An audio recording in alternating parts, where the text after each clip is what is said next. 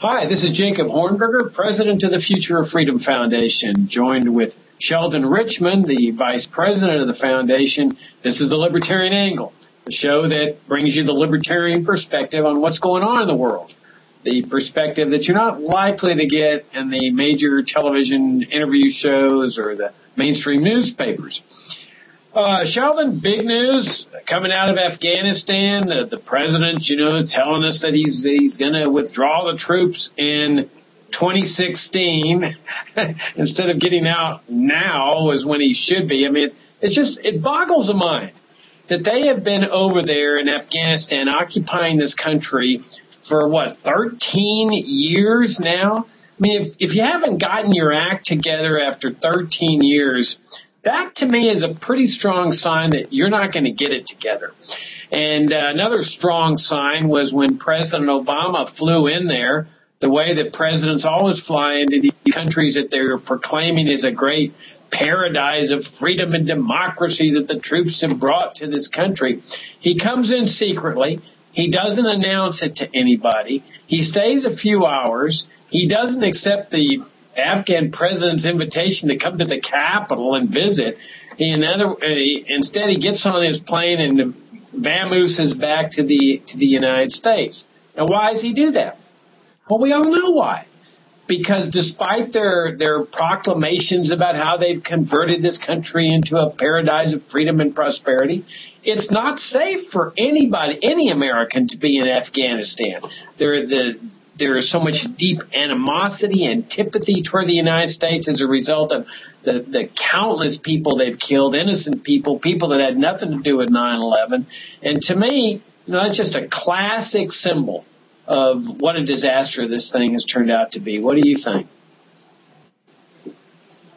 Well, it's true that the surprise visit on I guess the weekend of Memorial Day to Bagram, the Air Force base there, the base there, had to be secret. They can't go in during daylight, and they certainly don't want to go to Kabul in broad daylight or openly announce it. I don't think they quite portray Afghanistan as a in glowing terms. They fully acknowledge that there's still what they call an insurgency going on, but you're right. They're not willing to admit that they can't tame Afghanistan. Others have tried. Russia has tried. Great Britain tried a couple of times and got its what handed to it. And so they seem to be facing a reality, and they couch the continued presence there in terms of gains won that we can't afford to lose. I mean, that's how they put it. Of course, there's an insurgency going on. The Taliban is still active. It's not only the Taliban, though.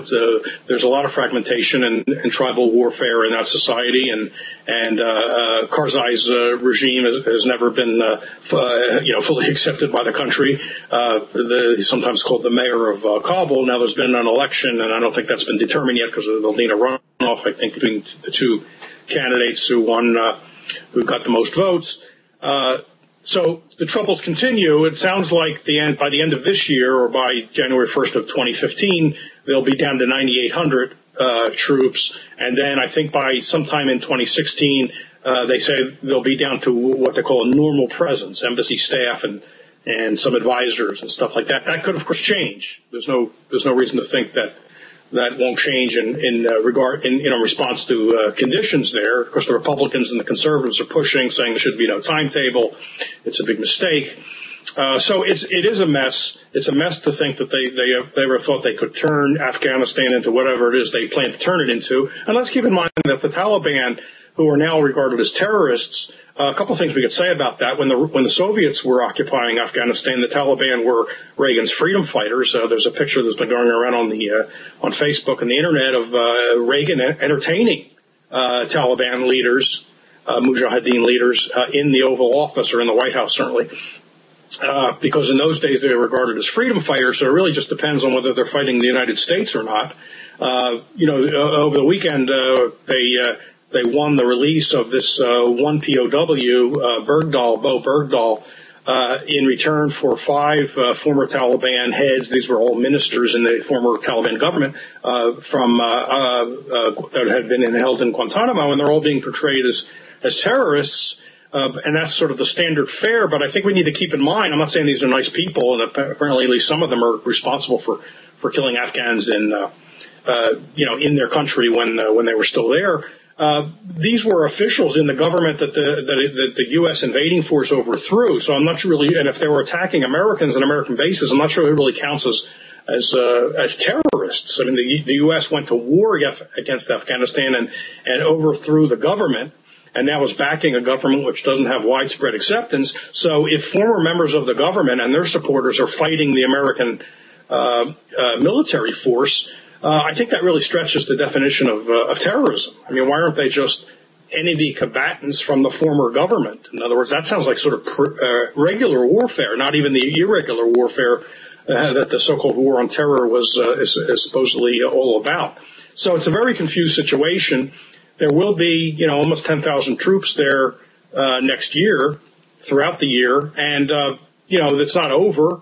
Americans will still be killing so-called insurgents. They'll be aiding regular Afghan forces who will be killing insurgents. We don't know who it is they're being killed. Maybe they're just enemies of a government that is not accepted. And so I agree with you. The U.S. just needs to get out of there. It's ridiculous that they've spent all these years doing things there, which has only resulted in the spread of al-Qaeda and the strengthening of al-Qaeda, not the destruction of it. Well, sometimes I think it's a game of Russian roulette that Obama's playing with the troops, and which is the U.S. soldier that's going to be the last one to die for nothing in Afghanistan. And that's what they've all died for so far, nothing. It's just like the 58,000 plus soldiers who died in Vietnam. They died for nothing. And they try to rationalize it, and they try to convince families that, your loved one died defending our freedoms. Well, the Taliban never tried to take away Americans' freedom. In fact, when they were contemplating the invasion, or they decided to invade Afghanistan, U.S. officials were saying, "We promise you, we're going to show you the evidence that the Taliban regime was involved in the 9/11 attacks." Yeah. And they never furnished us any evidence, despite their promises. And with all the hoopla, people tend to forget that this originally started as really a police action to go out and find people who had committed an act of terrorism, which is a criminal offense. We all know that. It's why there's terrorism cases in New York City and elsewhere, because if terrorism wasn't a criminal offense, they wouldn't have those criminal prosecutions for terrorism in federal court. And if you think back to the 93 attack on the World Trade Center, there was no invasion of any foreign country to bring the malefactors in that terrorist attack. They waited them out. They finally found out that the guy, Ramzi Youssef, was in Pakistan. They use good police work. They don't invade Pakistan. They don't kill a bunch of people, innocent people that had nothing to do with that attack. And they take him into custody, and they bring him back. They put him on trial. He's serving a life sentence. And that's what we kept arguing should be done. Now, fundamentally, we were arguing that the U.S. should get out of the Middle East because that was engendering the anger and hatred, and still is, that was motivating these terrorists. But once it happened, we fervently opposed treating this as a military problem. And so really it was the military acting as a police force looking for a terrorist. But then they combined the Taliban regime, say, now we got an opportunity for a regime change, because the Taliban was refusing to extradite bin Laden. And despite the fact there was no extradition treaty between the two countries. And they said, you either turn bin Laden over to us or we're going to invade, which is a pretty strong indication that they knew the Taliban was not involved in the attack. Otherwise, they wouldn't have been negotiating like that. And when the Taliban said, look, we're under no obligations, but furnish us some evidence here, and we'll consider sending them to a third party for trial, third party nation. And the U.S. says, bull on that, you do as we tell you, and that's what brought on the invasion. And then they conflate the two. They say that the Taliban are terrorists, and because they didn't turn over bin Laden to us, and that's how they've gotten away with this nonsense of every Taliban soldier that they capture is a quote terrorist. And on this Bergdahl thing, it's very interesting because it appears that Bergdahl may very well have gotten disgusted with the U.S. Invasion and occupation. I mean, we all know that there was indiscriminate killing of people, wedding parties, and they were just treating the Afghan people like scum during this occupation. Total indifference to the loss of innocent life. I'd be willing to estimate that 99% of the people they've killed had absolutely nothing to do with 9/11, and they don't care. They may send $100 to the family or something, but there's no genuine remorse here. And it's very possible that Bergdahl may have seen this and said, this is totally disgusting. And we could go back to the Mexican War as an example of this, when many of the Irish American soldiers on the U.S. side got disgusted with what the U.S. was doing with Mexico. It was a clear-cut war of aggression designed to take away the northern half of Mexico. And so these guys flipped sides. They went over to the Mexican side. And they were treated as traitors. You can't do that in this country. You've got to, as a soldier, do what your government wants and orders, regardless of whether you think your government's in the right or wrong, and regardless of whether the government is in the right or wrong. So if they come up with evidence that Bergdahl deserted, I think it's going to put the U.S. government in a very awkward position, because my hunch is they're going to prosecute him for desertion, instead of treating him as just a prisoner of war that had to sit there for 5 years as a prisoner. Going back to the Taliban for a second, I don't recall them ever saying that the Taliban was involved in 9/11. I thought the most that they charged them with was harboring, bin Laden and Al-Qaeda. And as I recall, when the U.S. First started talking about that right after the attack, the Taliban, Omar, said, if you present us the evidence, we'll talk about releasing them to you. And Powell, Secretary of State Powell, Colin Powell, said that he would do that, and they never did do it. Instead, they favored invasion. So we never gave that a chance. Iran was working to cooperate with the U.S. on that, and they were rebuffed. And then consigned to the axis of evil. So alternative routes to an invasion were not pursued, and I think that of course speaks against the Bush-Cheney, Rumsfeld, Wolfowitz plan there, that maybe they wouldn't have wanted Obama turned over to them so simply. They wanted to invade, they wanted to occupy, they wanted to flex their muscles and show their might, but we see what happened. They weren't able to tame Afghanistan. They weren't able to do that. And you're right, lots of innocent people got killed. If you watch Jeremy Scahill's documentary Dirty Wars, look through his book, that is well documented. I have personally spoken to someone who used to fly intelligence flights over Afghanistan, who tells me that Scahill is right on point, is perfectly accurate in all that. Yes, and regarding, I was going to say something about Bergdahl there. A lot of people, of course, are saying he shouldn't even they should have made a deal to get him back because he deserted. The late Michael Hastings has reported some time ago and reprinted emails supposedly from Bergdahl to his parents and other people saying that he had lost faith with the U.S. mission there, that he had witnessed an Afghan child being run over by a military vehicle, and that was of no concern to American personnel. They laughed about it. He just couldn't take the attitude that he saw, and that sounds like it had something to do with his walking off his post. And the conservatives, of course, now are hammering Obama on a number of grounds. They didn't think they should have released the Taliban officials from Guantanamo in order to get Bergdahl back. They do make one point, which Jonathan Turley does agree with, that there is a law that says that Obama can't release anybody from Guantanamo without consulting Congress. There needs to be a 30-day period in which I guess the Congress gets to approve of it.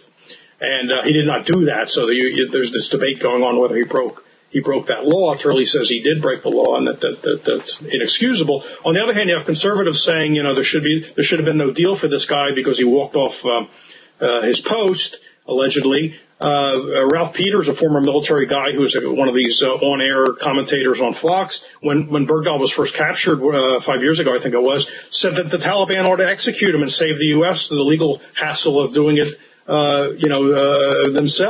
itself, because the guy, he claimed the guy had defected or went AWOL, or he's described leaving his post in many different ways.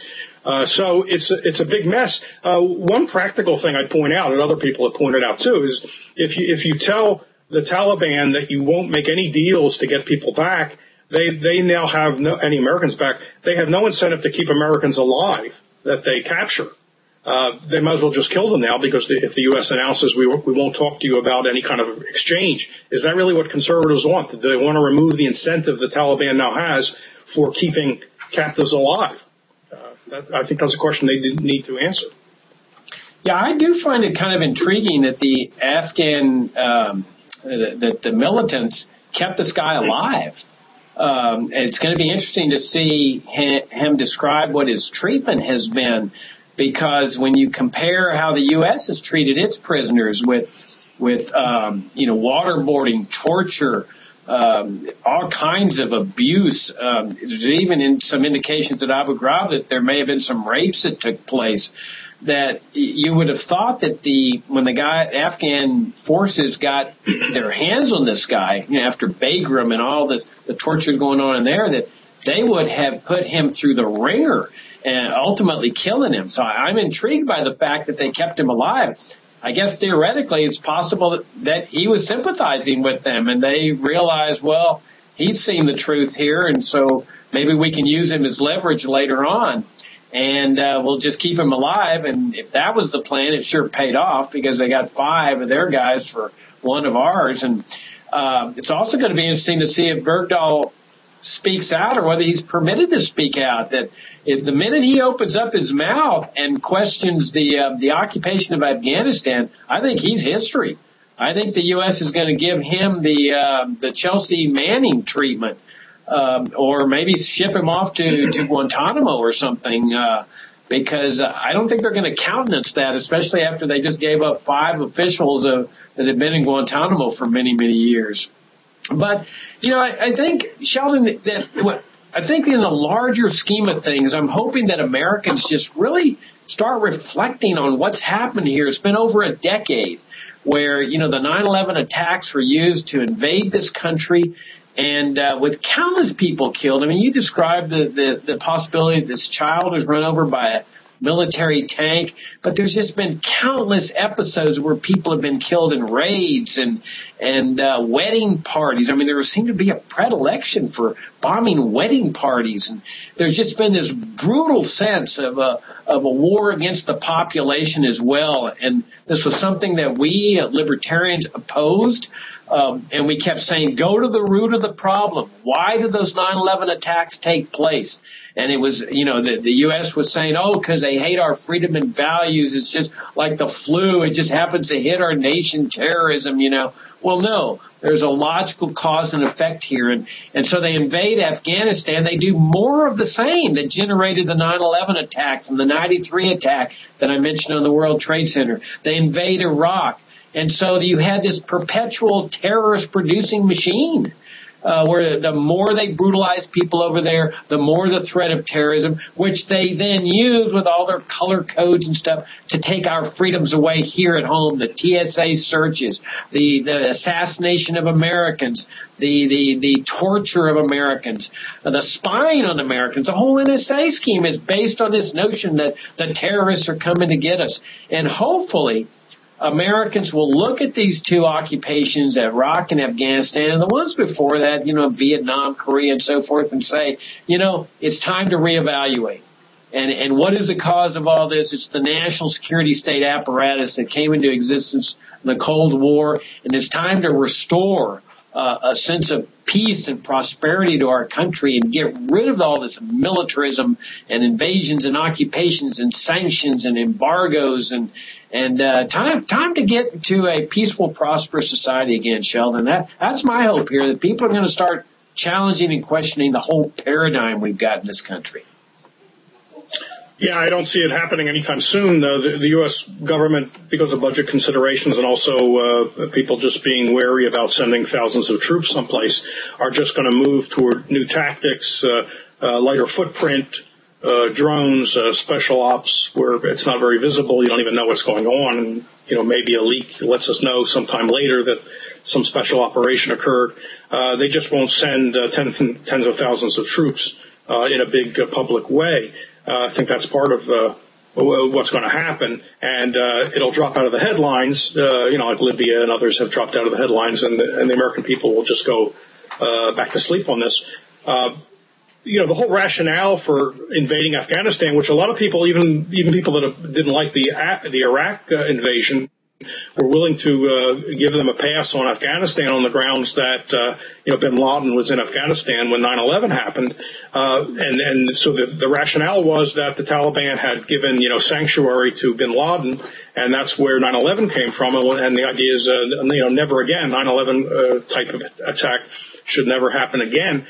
But, that really misses so much of substance. It's true that bin Laden had moved, I think, from Yemen to Afghanistan in the 90s.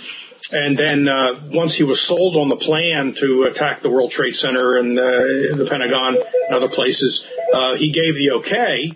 But that's not where those things were planned. Those things were planned in Hamburg, Germany, and in places in the United States, because the hijackers had visas. So some of them were in California, some were in Florida. I think some might have been in New Jersey. So the idea that we had to go clean out Afghanistan to make sure 9/11 won't happen again doesn't make any sense, because that sort of planning can happen anywhere, especially in the day of the Internet and other forms of communication. It's now highly decentralized Al-Qaeda. Everybody knows that the core Al-Qaeda is not a key issue anymore, because there's all these spin-offs and franchises.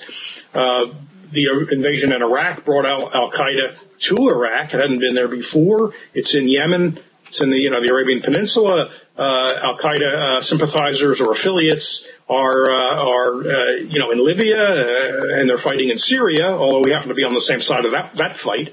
And they're in Africa, like Somalia, and again, affiliates are in the other side of Africa, Mali, all spilling out of Libya. So these 13 years in Afghanistan haven't even accomplished, on their own terms, what the U.S. government was attempting to accomplish. It simply spread the matter, because the U.S. government hasn't reversed any of the causes of the reasons for the hijackers in the first place. The Israel-Palestine matter and the treatment of Iraq. I mean, Iraq's under the rule of an authoritarian Shia leader who's known as the Shiites Saddam. So Sunnis, and Al-Qaeda is Sunni, are mad about that. We haven't removed any of the reasons for the 9/11 attacks or the previous attacks, like on the Cole and other places, Khobar Towers, and the 93 attack on the World Trade Center. The same reasons are still in place, if not intensified. So the U.S. government has sold us a bill of goods. This is a way to keep us safe from terrorists, when in fact they've made the world more dangerous. Yeah, I never bought that harboring argument. Maybe that was where they said they were going to promise to show the evidence that they knowingly harbored bin Laden. That simply because a criminal happens to be living in a foreign jurisdiction when he commits his crime, that doesn't in and of itself incriminate the government, the nation in which the criminal is found.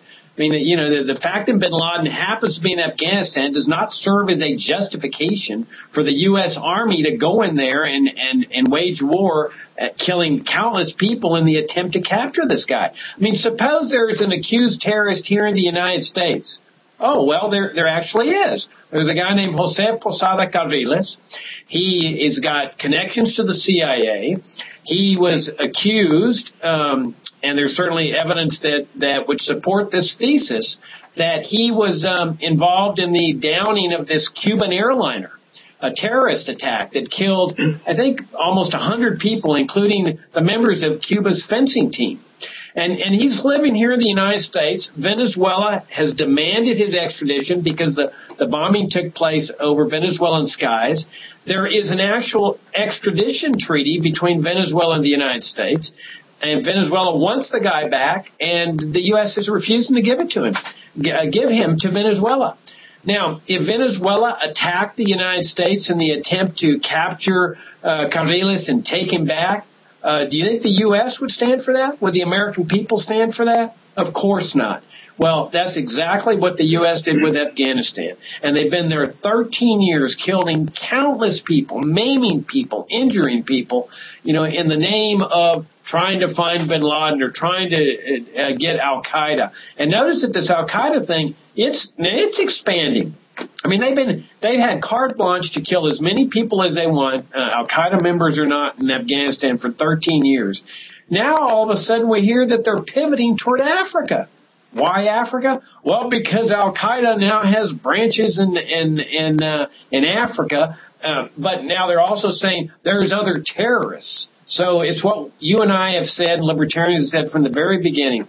This was never about just al-Qaeda. This is about how to keep the military-industrial complex in high cotton, how to keep the defense contractors supplying weapons and manufacturing new weapons and, using them up.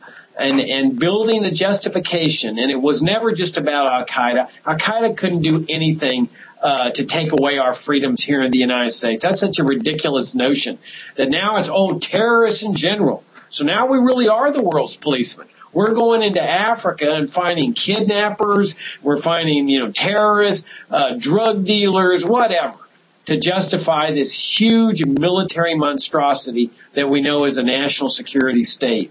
And that's what this is all about, Sheldon, is how to maintain this exalted, privileged position of the CIA, the giant military, the military-industrial complex, and the armies of subcontractors and contractors that are feeding off this trough. Yeah, I've called it, the perpetual motion machine that Bush devised. You should get the Nobel Prize in Physics for finding the secret to perpetual motion.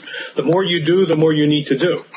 Even Bush officials conceded that on net you create more terrorists or enemies of the United States than you destroy, because every time you destroy somebody, and a lot of times they're not even enemies of the United States, they're just people who get bombed, you then make people angry. This is what happened in Yemen and Somalia and other places. So it's the game is sort of rigged, and it does make you doubt anything that they tell the public, that there's actually another agenda going on.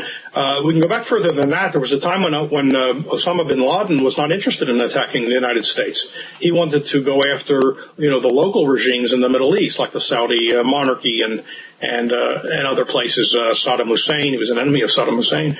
And it was Ayman al-Zawahiri, his second in command, who convinced him that you need to draw the United States in and basically bankrupt them by getting them to respond. And bin Laden was convinced by Zawahiri to do that. Well, it's true that bin Laden is dead. Obama's mission got Osama, but Zawahiri is still the leader of Al-Qaeda, perhaps somewhere in Pakistan. Now, he was the one who gave the idea to bin Laden that we'll worry about the local regimes later. Let's dispose of the U.S. first as a power in the Middle East. They never had any dreams of bringing down the United States or conquering the United States. You're quite right about that. But the idea was to bleed them, get them to leave, and then we go after the corrupt oil monarchies and and other corrupt regimes in the Middle East that are U.S. clients. So it's a corrupt story from top to bottom, and the American people have been lied time after time. There's rarely a truth that's been told in the whole batch of statements made by Bush and Obama. And Obama wants to take credit for winding down the war, But, they're running out of money. The troops are fatigued. They're on, 10 tours. And even the military is probably saying we can't do this forever. So, realism is setting in. But the empire is not about, to be wound down. Oh, and look how the soldiers are coming back maimed or dead or all screwed up in the head, where, the nice, peaceful, friendly guys with families coming back, beating their wives, smoking dope, drinking alcohol, becoming alcoholics, beating their kids up and stuff. I mean, this thing has been a total, absolute disaster. And I think part of the problem is that Americans just can't put themselves in the shoes of the victims of U.S. Foreign policy, the imperialism. I mean, if you look at the anger that came about after 9/11 among the American people, everybody can understand that. Look what those people did. And I mean, even, I felt anger. I didn't know anybody who died in 9/11, but you feel that.